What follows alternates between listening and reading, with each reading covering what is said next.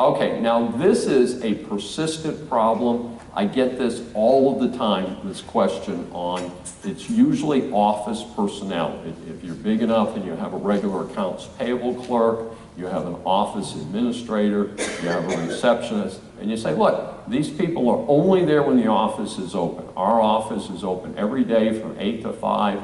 The 3 or 4 ladies who work in the shop, work in the office part, trade off at lunchtime. They all take an hour for lunch and all that, and we pay them all the same thing. Hunky-dory, no problem.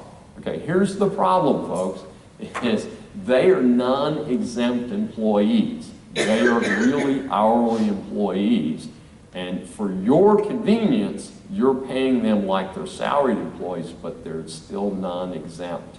Now, the best rule on this is to pay them hourly, and that's what I do with my office people, and many of the companies that work with me have converted their office people to straight hourly with electronic time clocks. It's very simple. And what we found when we started doing this, by the way, folks, again, accurate time records, clock in, clock out, clock in, clock out. I feel like, remember Karate Kid, wax in, wax out? Everybody remember that movie? Yes. Okay, same idea, clock in, clock out. Keep doing that. Keep that in your mind. Okay, same idea here.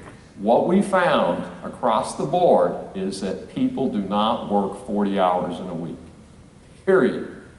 And I work really hard. I don't work 70 hours every week.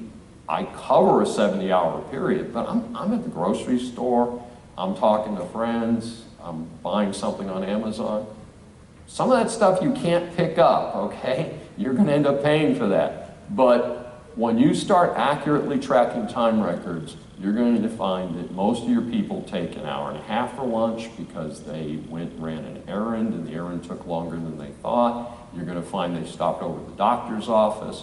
And a lot of the stuff that you're not tracking, when you start tracking it, first of all, you're going to dramatically improve your position in wage hour if you get audited, but also your payroll records are going to be a lot more accurate. Most businesses that start doing this, like 99%, make money when they do this because people really don't work all the hours that they say. But what it also does for your office employees is it creates a built-in sense of discipline. Hey, this is work time.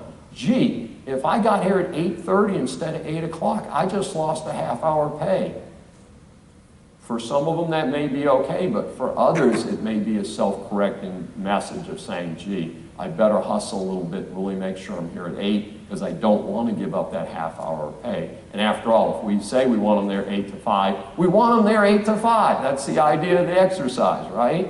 So I know it seems tedious to do this, but keep in mind that this myth of having these salaried non-exempt employees just really doesn't work. Now, the alternative is say, no, I really want to keep these people on salary. They feel better about themselves and all that. Great. You still need to have some type of time accounting. And what we do, if this gets through wage hour audit, it just doesn't get through wage hour audit very easily. And they ask a lot of questions, but you can do time by exception, meaning you have some people who really, really consistently work 8 to 5, take 12 to 1 off for lunch, so on and so forth, day in and day out. Get those employees to sign a note at the end of the week that I worked my normal hours this week exactly. Or I had a doctor's appointment, so I'm short an hour, or I worked through lunch on Tuesday.